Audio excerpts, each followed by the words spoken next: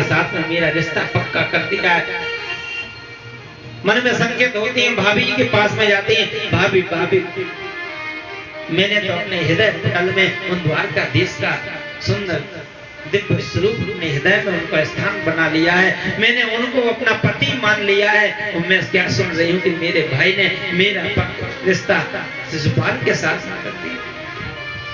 यदि ऐसा हुआ तो मैं ये विवाह स्वीकार नहीं करूंगा, मरना मैं पसंद कर लूंगी, मैं कदापि नहीं होने दूंगी। भाभीियों ने कहा, अरे ननद अब तो रिश्ता पक्का हो गया है, कम से कम एक पत्र ही लिख करके भेज दो द्वारका में। बड़ा सुंदर भावपूर्ण रुक्मिणी जी ने एक पत्र लिखा, उसमें सुंदर भाव पंडित कहती, रुक्मिणी कहती हैं, भाव लिखते समय भाव में लिखती हैं, कन्हैया हे द्वारकाधीश, मैंने चारों तरफ आपकी जब से प्रशंसा सुनी, नारद आदि संत महामुनियों के मुख से मैंने आपकी जहां चारों तरफ प्रशंसा सुनी कि मैंने अपने हृदय में आपका एक चित्र जमा लिया, आपको अपना सर्वस्व मान लिया। मैंने संकल्प कर लिया है कि मेरा विवाह होगा तो सिर्फ द्वारकाधीश से, अन्यथा मैं विवाह नहीं करूंगी, मैं मर जाऊंगी। रुक्मिणी कहती पत्र में, कन्हैया कहीं ऐसा ना हो शेर का भाग कोई गीदड़ आदि खा जाए। रुक्मिणी कहती कन्हैया मैंने तो एक संकल्प कर लिया है, मैं विवाह करूंगी तो आपसे, पर मैंने आज तक आपकी उस सूरत को तो नहीं देखा है, पर मैंने आपकी प्रशंसा बहुत की है, सुनी हुई है, पर आज तक मैंने आपको देखा तो नहीं है, पर मेरा हृदय कहता है आप बहुत ही सुंदर हैं।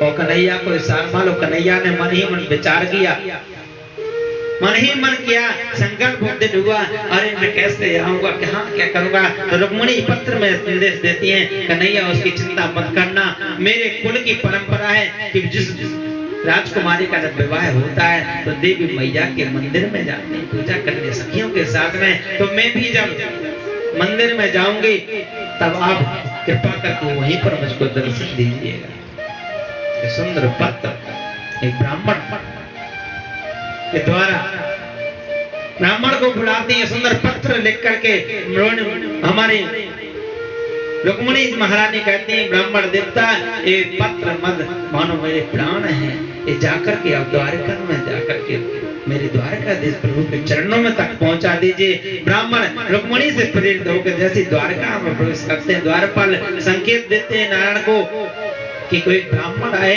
द्वारकाधीश प्रभु कहते हैं, अरे ब्राह्मणों को दरवाजे पर रोकने की क्यों आप आवश्यकता करते हो, उनके लिए दरवाजे खुले रहते हैं इस द्वारका के, उनको अंदर आने दो। और ब्राह्मण सीधे अंतःपुर तक चले गए। भगवान एकांत में ले जाकर के कहते हैं, ब्राह्मण देवता आप अपने आने का कारण बताइए। तब ब्राह्मण कहते हैं, द्वारकाधीश प्रभु एक सुंदर पत्र मेरे को भेजा हुआ है रुक्मिणी ने, आप इसको पढ़ लीजिए, आपका ये निजी प्राइवेट पत्र है। तब द्वारकाधीश प्रभु कहते हैं ब्राह्मण देवता मैंने कोई भी रहस्य ब्राह्मणों से छुपाए नहीं, निसंकोच आप इस पत्र को पढ़ के सुना दीजिए। सुंदर पत्र में सुंदर सुंदर मीठे मीठे प्यार भरे शब्दों में लिखा था। रुक्मिणी ने संकेत दिया था, कहती है प्रभु मैं आपको अपना सर्वस्व मानती हूं, आप कृपा कीजिएगा। भगवान ने ब्राह्मण को प्रत्युत्तर भेजा दिया, कहा कि जाओ रुक्मिणी से कहना आप चिंता मत करो मैं आने वाला। जैसे ब्राह्मण को भेजते हैं, कन्हैया आदेश देते हैं, ब्राह्मण जाते हैं, पीछे से कन्हैया उस अपने निज महल से उस दिव्य अंतःपुरम से सीधे रथ में बैठ करके बेग से दौड़ लगाते हैं और सीधे विदर्भ देश की ओर दौड़ लगाते हैं। दाऊ जी देख लेते हैं, दाऊ जी सैनिकों से पूछते हैं, अरे कन्हैया कहाँ गया है। दाऊ जी से सैनिक कहते हैं मुझको पता नहीं है, मैंने एक ब्राह्मण को आते देखा था, पर जब निकले तो ब्राह्मण के साथ में एक ही साथ में दौड़ लगा के चले गए, हमको पता नहीं ब्राह्मण कहाँ के हैं। सैनिकों ने बताया विदर्भ देश से आए हुए थे। ब्राह्मण दाऊ जी पहचान जाते हैं कि इस समय विदर्भ देश की जो राजकुमारी है उनका विवाह होने वाला है, पर अभी तक ये यहाँ पर कोई चिट्ठी संदेश कुछ भी नहीं आया है, लगता है दाल में काला है, कन्हैया अकेले ही गया है, उसके वहाँ कुछ भी हो सकता है। अतः दाऊ जी अक्षोण से हनी सेना के साथ में दौड़ लगा देते, पीछे पीछे दाऊ जी जाते हैं, कहते हैं कुछ भी हो सकता है वहाँ। बिना चिट्ठी संदेश के यदि कृष्ण गया है और ब्राह्मण आए थे तो जरूर कुछ दाल में काला है।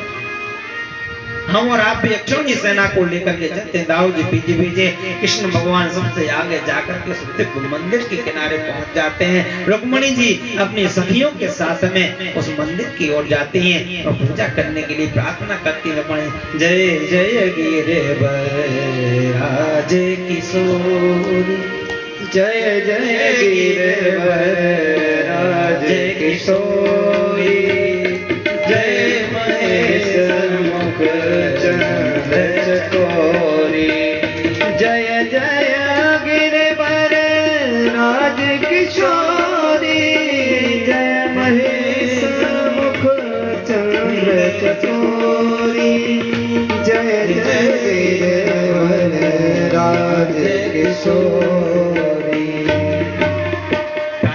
रुक्मिणी मंदिर में पहुंच करके कहती है, माँ मैंने आपको अपने सच्चे मन से आपकी आराधना पूजा की हो तो मेरे मनोरथ को पूर्ण करो। चारों ओर से सैनिकों से घिरी हुई भगवती रुक्मिणी में सखियों के साथ में चलती, चारों ओर निहारती रहती हैं, चाहों और देखती हैं, कहीं मैंने आज तक उनकी सकल सूरत तो देखी नहीं, ना जाने कैसे है मेरे कन्हैया, मेरे द्वारकाधीश का कैसा चलता।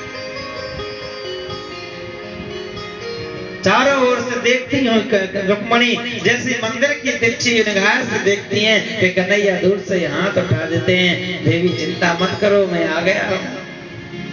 सुखदेव जी महाराज कहते हैं तो दिव्य आवाज छपा छटाक को जो द्वारकाधीश की जो सैनिक थे रुक्मिणी के, जो देखते हैं वो देखते ही रहते हैं, निहार करके आंख उनकी आंखें फटी रहती हैं। ऐसी दिव्य सलोनी सोलनी सूरत भगवान के देख करके सैनिक स्पष्ट रह जाते हैं।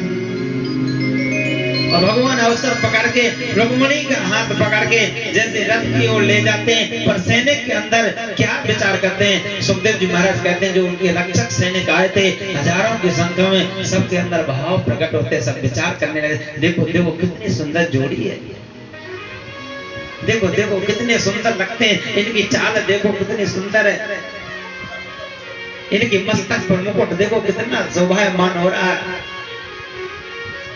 इनके पीतांबर को देखो कैसा दमक रहा है। कुछ सैनिक कहते हैं देखो देखो रुक्मिणी जी को देखो, इनके केस कितने अच्छे लहरा रहे हैं, इनके भ्रुकुटी को देखो। सब उनकी आवा प्रवाह को देखते रह जाते हैं। इतने हमारे द्वारकाधीश प्रभु रुक्मिणी जी का हाथ पकड़ के दौड़ा करके ले जाते हैं। बोल रुक्मिणी वल्लभ भगवान की। जैसे शिशुपाल आदि को जरासंध को पता चलता है और जैसे उनके भाई रुक्मी को पता चलता है तो कृष्ण कन्हैया पे आक्रमण बोल देते हैं। चारों तरफ से सेना दौड़ लगा देती कन्हैया के साथ, तो पीछे से दाऊ जी अक्षौणी सेना के साथ आते हैं।